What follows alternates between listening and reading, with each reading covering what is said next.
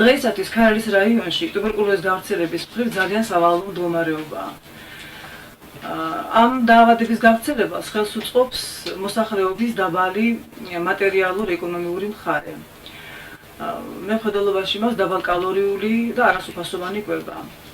განსაკუთრებით გახშირდა დღეისათვის ტუბერკულოზის ახალ გამოვლენილი ფორმების რაოდენობა და მათ შორის ისეთი ავადმყოფებიც არიან, რომლებიც გამოყოფენ ტუბერკულოზის ჩხირებს. ეხლა ზამთარია და ჩვენ ვდგავართ პრობლემების წინაშე, რადგანაც სათბობის უქონლობის ან მის ნაკლებობის გამო ავადმყოფის იზოლირება რთულდება. და თუ ჩვენ ფოდალობაში მივიღებთ, რომ ეს ავადმყოფები გამოყოფები არიან და მათ გვერდით იყოფებიან მოხუცები და ბავშვები, ეს რა თქმა უნდა მდგომარეობას უფრო ართულებს. მე შემთხვევით არ მიხსენებია ბავშვები და მოხუცები, რამე თუ ამ ასაკში, ადრეულ ასაკში და მოხუცებულობაში უფრო ხშირია ეს დაავადება და უფრო რთულთაც მიმდინარეობს. განსაკუთრებით მინდა აღვნიშნო ბავშვებში ტუბერკულოზური მენინგიტი. ეს დაავადება იწყება ძალიან ქვემწვავედ და შორის ძალიან განსხვავდება იმ მენინგიტისაგან, რომელიც დამახასიათებელია, რომელიც გამოწვეულია არატუბერკულოზური ჩხირებით, მენინგოკოკებით არის გამოწვეული. მისგან განსხვავებით, ტუბერკულოზური მენინგიტი იწყება შეუმჩნევლად ქვემწვავედ. სხვა დროს მუდამ მოძრავი ხალისიანი სოციალურ ბავშვებსაც მოიწყენს. უჩივის თავის ტკივილს, მივარდნილია, კონტაქტში ნაკლებად შედის. ამ დროს ექიმის ყურადღებას იპყრობს კისრის კუნთებისა და ზურგის კუნთების რიგიდობა. ტემპერატურა შეიძლება იყოს ნორმალური, შეიძლება იყოს სუბფებრილური, შეიძლება იყოს მაღალი 38 გრადუსამდეც. ასე რომ მე ყველას ვთხოვდი, თუ კი აი ამ სიმპტომებს შეამჩნევთ თავის ბავშვებს, მიმართონ ექიმ სპეციალისტებს და დაუწყებენ მიმართავენ მკურნალობას. შორის მინდა აღვნიშნო, რომ ტუბერკულოზის დიაგნოზის დასმაში ჩვენ ძალიან გვიშლის ხელს ის, რომ მოსახლეობა მეტნაკლებად გაცნობიერებულია ინფექციური დაავადებების სიმპტომატიკაში და ხშირად მიმართავენ ხოლმე მკურნალობას ექიმის გარეშეც.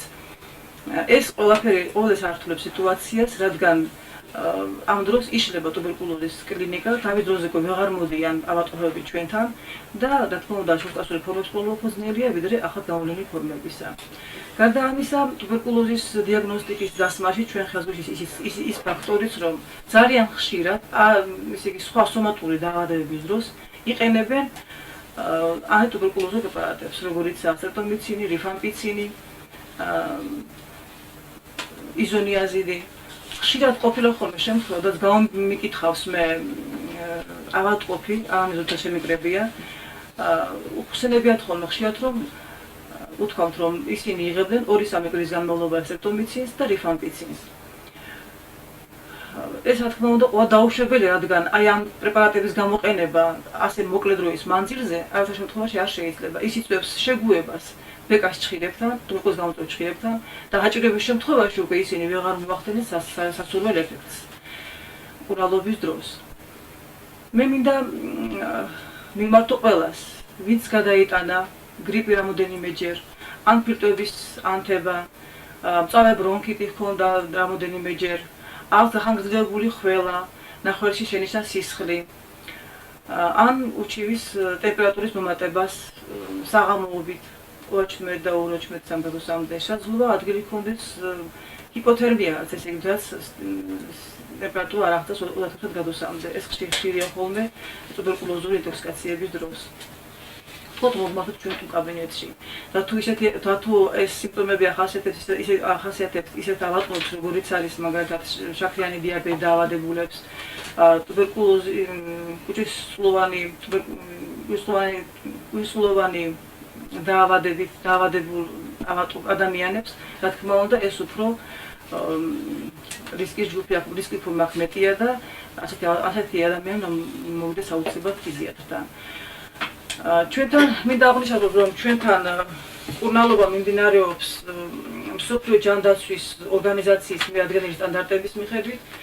გვაქვს ჩვენ შესაფერისი საჭირო მედიკამენტები, სოციალური მედიკამენტებით ჩვენ დახმარებას გვიწევს აგრეთვე გერმანიის ტექნიკური თანამშრომლობის ორგანიზაცია, რომლის ხელმძღვანელი არის ბატონი რეინერ შმიდტი.